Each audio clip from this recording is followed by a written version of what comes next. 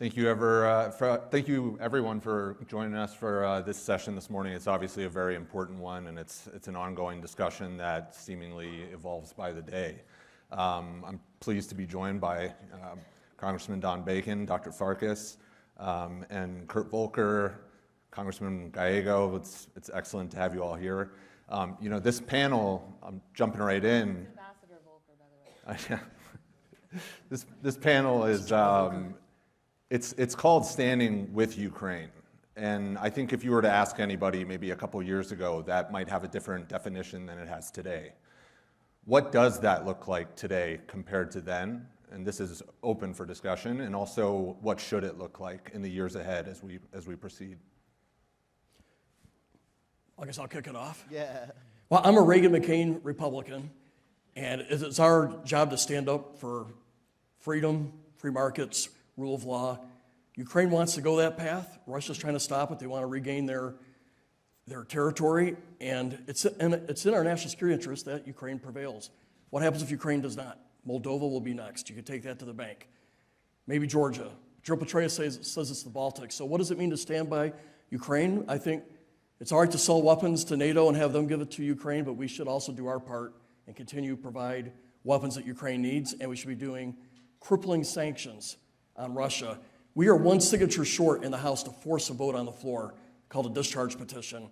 So if you talk to your congressman, we need one more signature to force a vote on sanctions and weapons aid to Ukraine. That's what it stands for. By the way, a Ukraine in the future that wins, they're going to be a leader in the EU, and I think they'll eventually be in NATO, and they'll be one of the most powerful, strong voices for Europe and what they've gone through. So I look forward to that future. I guess I'll go next. I think what it really means is that we have to make a strategic decision. How do we want this to go? And I think there was a problem in the Biden administration where they didn't know if Ukraine could win and what a victory would look like. And then you have a problem with this administration that I don't think wants Ukraine to win, right? And this is, my personal opinion. And I think, first of all, as the United States, we have to agree, Ukraine can win. Ukraine is winning right now. And we should make the decisions to make sure that happens. And that has to be kind of a whole of government approach. Let's arm them. Let's give them the intelligence they need. Let's give them the capabilities to also reach out and reach deep into Russia.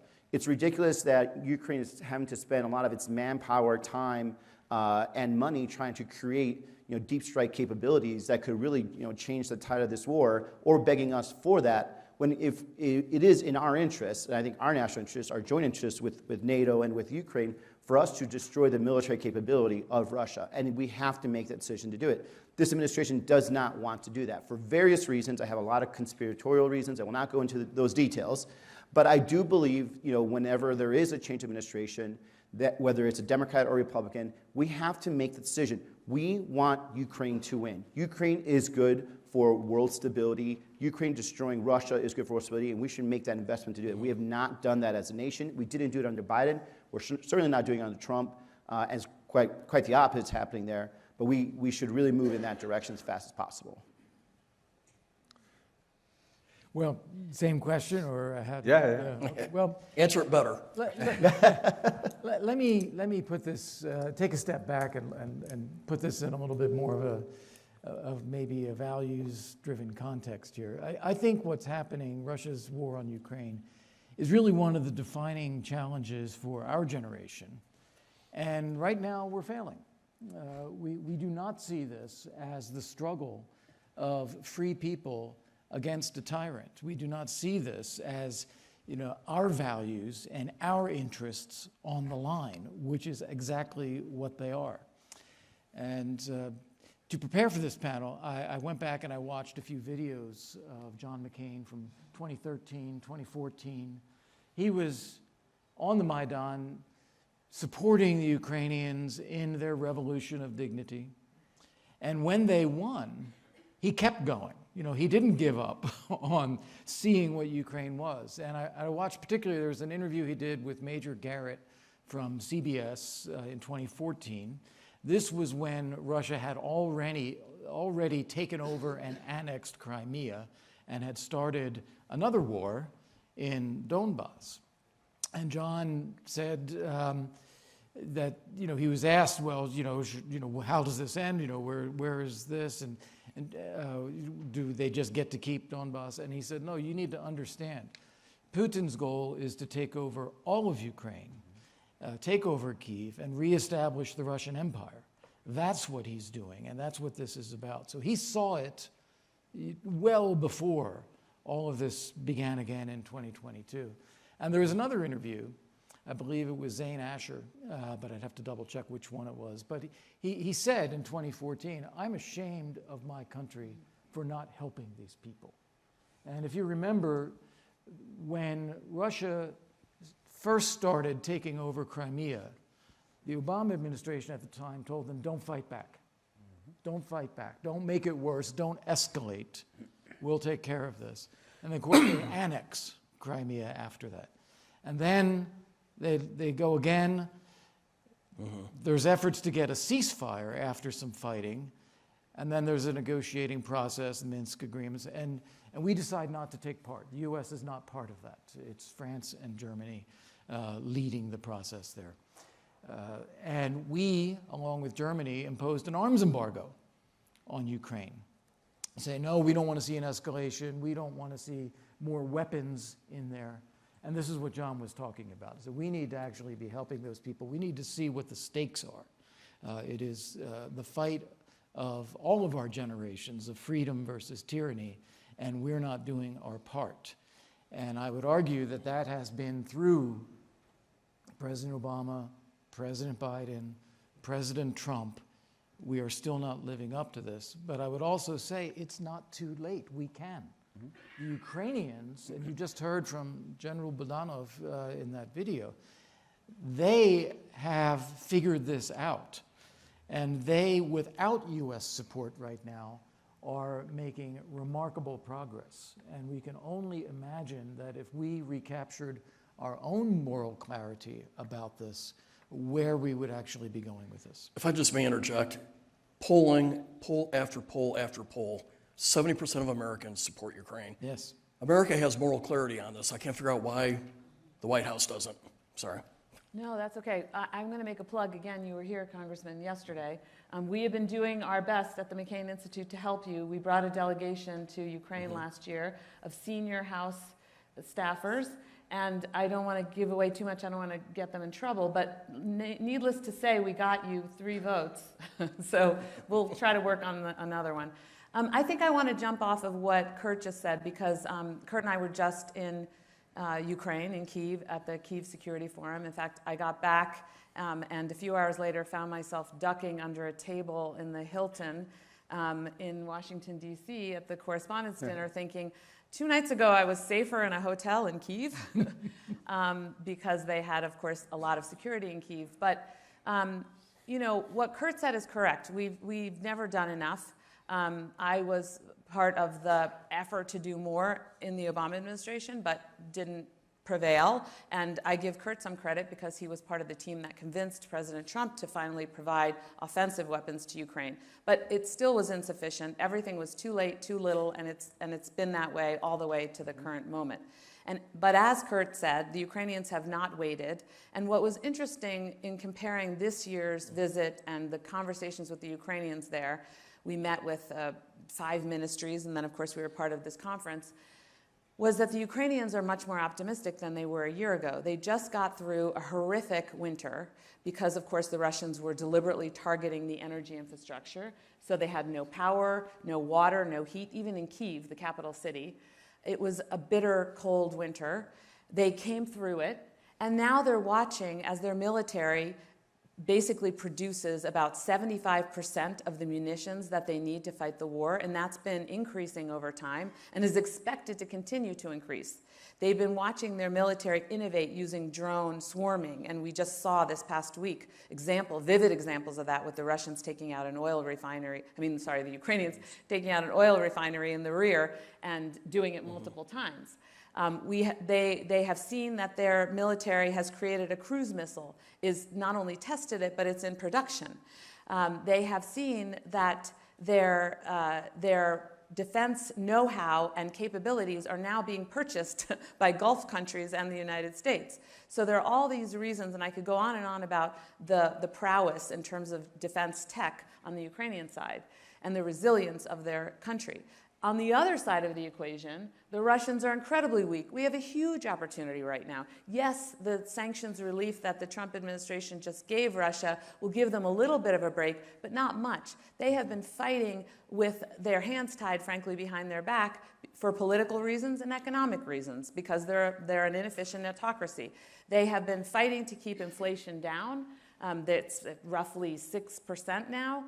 In order to do that, the interest rates have gone from 21 to now I think they're 14-point-something%. Their foreign reserves have dwindled. Again, as I said, they have a little break right now. The economy is inefficient, and frankly, it's become a war economy, so there are labor shortages. On top of that, politically, Putin can't do a bigger mobilization, and by the way, he's just barely replacing the manpower. You heard from Budanov about how they're killing the enemy, and now increasingly with automation. That's another thing. The Ukrainians just had their first purely automated battle, and Budanov said there's more of this to come. I don't know if you noticed this comment about a surprise. So I can go on, but basically the groundwork, the Ukrainians see the opportunity. And I'll just end with this, because the Ukrainians, they have operational successes. Tactically, it's difficult on the front line, but strategically, that's where their focus is. And the strategic goal for them is to cripple Russia's war economy. That's why those attacks in the rear are so important. You mentioned Russia fighting with their hands tied behind their back. There's obviously ongoing discussions over the years about ceasefires, peace talks agreements, all of these things. And Ambassador Volker, I wanted to get your opinion, especially on this. Yeah. One, what is ideal when it comes to Ukraine's line of a ceasefire? Ukrainians are obviously skeptical about ceasefire propositions as proposed by the administration and giving Russia more time to resupply and the things that might bake in. What does the ideal scenario look like for Ukraine? And then once a deal is reached, if a deal is reached, what security guarantees are there and who is enforcing that? Right. This is a great question. The starting point, if you're going to ever be in a negotiation, the starting point is to understand what it is that you really want and what it is that the other side really wants. And then you can try to figure out what's possible. Ukraine wants and will be, and I would argue already is, a sovereign, independent European democracy with the prospects for prosperity and long-term security. That's what they want.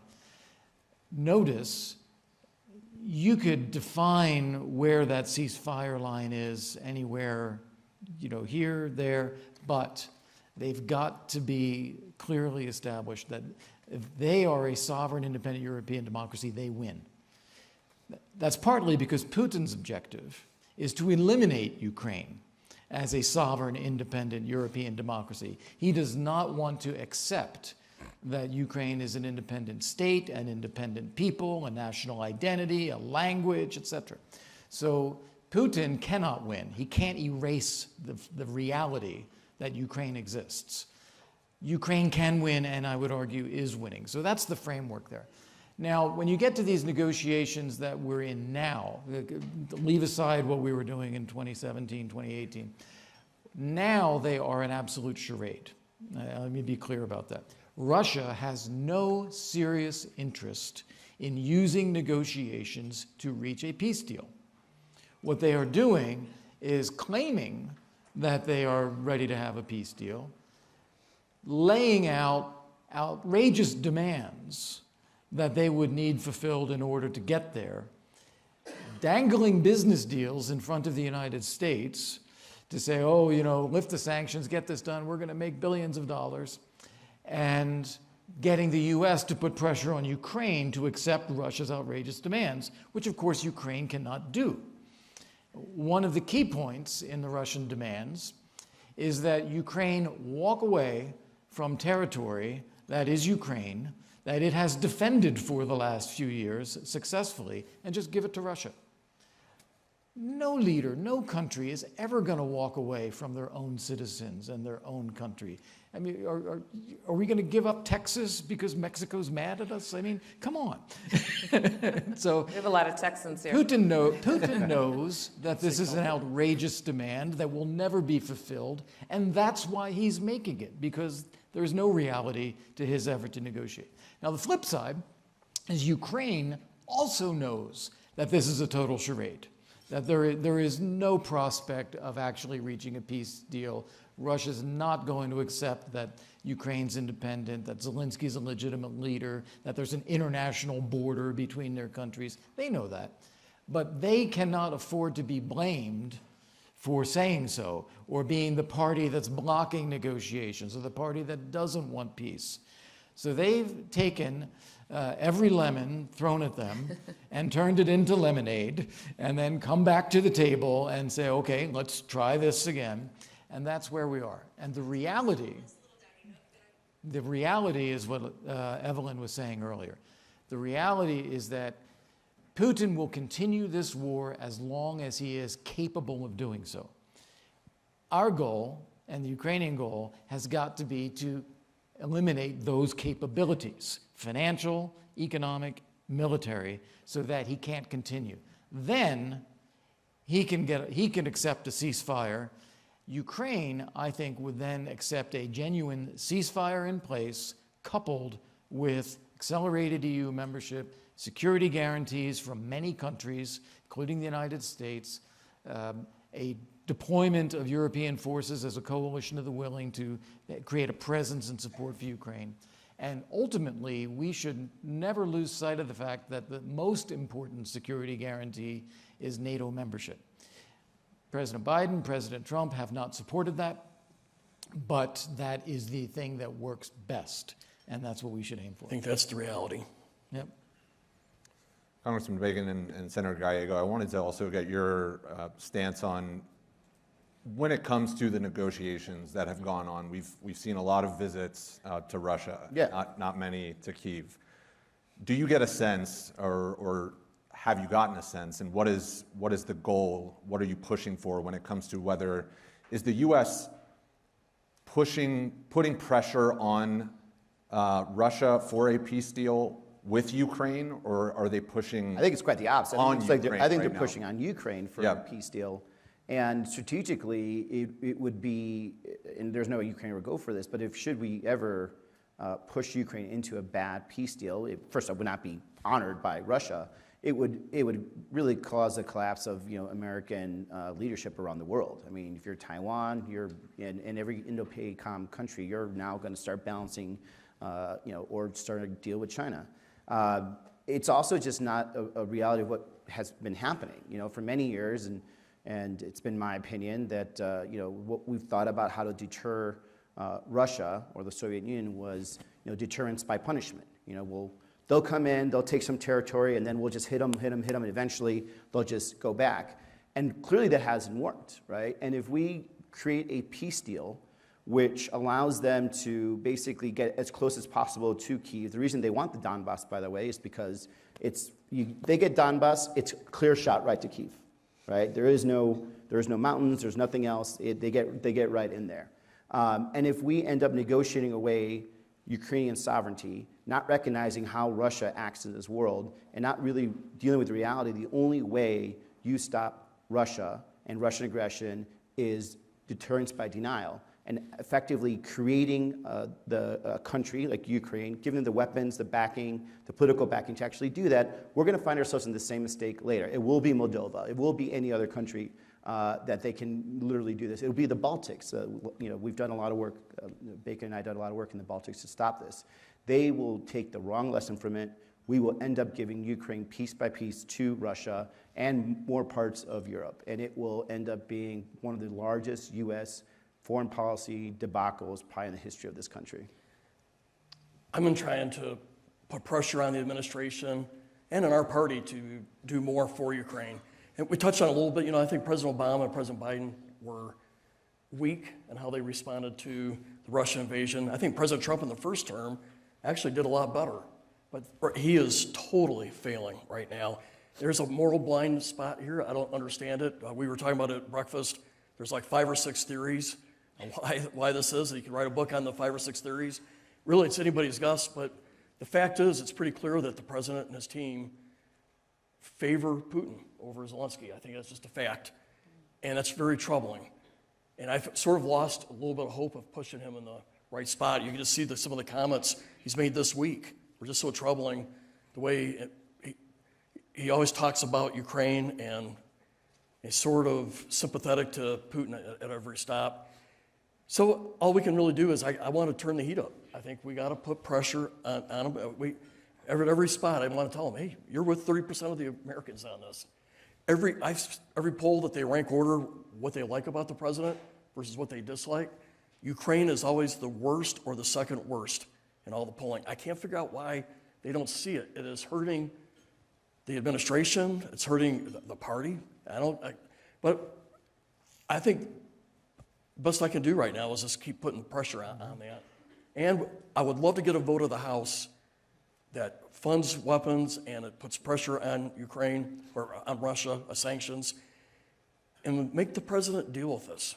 We gotta go after him on this. We have 3 more years. We can't afford to be a failure here over the next 3 years.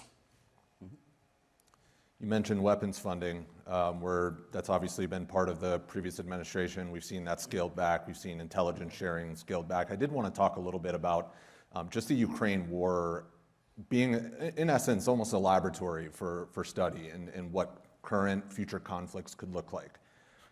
I think that's been part of the baffling thing at times when it's come to Iran, is seeing where we've been caught off guard a little bit at times. Do you think, even when it comes to something like the Shahed drone and just the prominence of that being used in Ukraine, and not even just Ukraine, but seeing it in the Red Sea used by the Houthis and fired at Navy ships in 23 and 24. Even the sea drones. Yeah. Amazing. What would you say the U.S., the takeaway or lack thereof has been in terms of preparing for the next conflict? Because, you mentioned arms deals and counter UAS deals happening, but these gears seemingly didn't start spinning until almost like 10 days into the conflict. Can you address that? Well, it's interesting. As a Marine, I was an infantryman in Iraq, and a lot of the guys I serve with, we actually have been sharing a lot of stuff that we're seeing in Ukraine. And we always talk about, like, man, imagine us in this war to be a totally different war. And I always thought, like, well, at least we'll learn from that. And we didn't. I mean, we saw 6 Americans die in Kuwait because lack of just basic security. And had our U.S. military been working with Ukrainians or taken some of the lessons, they would have known to actually harden those bases. They would have known to, in Kuwait, they would have known to make sure to have some redundancies to some of our radar systems that are spread all over the Middle East. And we just didn't take it. Some of it might be just, kind of an egotistical nature of us not trying to take information from an ally, but it's a total loss. And now, yes, we're catching up, but how far behind are we? How far behind are we just even in our industrial base to even keep up with a potential scale of war that they're seeing right now? We are extremely far behind. In addition to being able to field and deploy autonomous weapons, autonomous decision-making, autonomous information gathering, all that kind of stuff is something that Ukraine is working on right now, and we could be improving and learning from it. But I think because of leadership at the top with this president and with Hegseth, that there is creating a culture among the DOD, and I will still call it the DOD until I am dead, the DOD, that a lot of, That's the legal name. Thank you, yes. A lot of those generals are actually afraid to actually engage in that kind of knowledge sharing that usually happens, especially among allies. And that's what has caused this culture where we're not learning the lessons of Ukraine until it is existential, which you don't want to find yourself in that situation, especially when it comes to war making. Yeah. Can I add on to that? I think the key concept that we have to incorporate into our thinking is asymmetry. And it occurs in a couple of ways. One of them is what we're seeing with Iran and the Strait of Hormuz right now. It doesn't take much to shut it down. It takes an awful lot to force it open. And so that's an advantage for Iran there. In the case of Ukraine, or you look at weapons and how the war has evolved, first, the war is not the same war it was 2 or 3 years ago. We were talking then about artillery and HIMARS and ATACMS and all that. Less relevant now. Now it's all about drones and counter drones and electronic warfare and things like that. The other part of asymmetry here is cost. We have, in the United States, the best military, the best weapons, the best technology, the best of everything that you can do as a military force in the world. The problem that we have is that it's very expensive. And what Russia has done, and now what Ukraine has done better, is figure out how to have high-tech, low-cost solutions that can be deployed that make it too expensive for us to use our types of systems against them. You have a $30,000 Shahed drone, you can make hundreds of thousands of these, and you have $1 million Patriot missile. That's not a sustainable equation. And we need US industry to embrace this. And this is hard for them because their business model is based on high-cost solutions.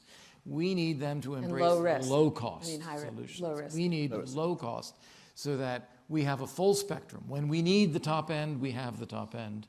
But when you have hundreds of drones coming at you every night, as the Ukrainians do, you need something else other than a Patriot missile. You need a low-cost solution to take them out. And they have done this. They figured this out. That's why the Saudis, Kuwait, the UAE are working with them now, because they recognize that our solution is not going to work in the long run until we incorporate the low cost. Just a slight addition, if I may. Russia and Ukraine, neither one has air superiority. See, I'm an Air Force guy. But neither one have air superiority, so these drones became really the go-to because neither side can dominate. I think one of the lessons we got to take, air superiority still counts. We have it over Iran, and that's impeded some of their ability to fire these drones because we can, well, right now we're in a truce.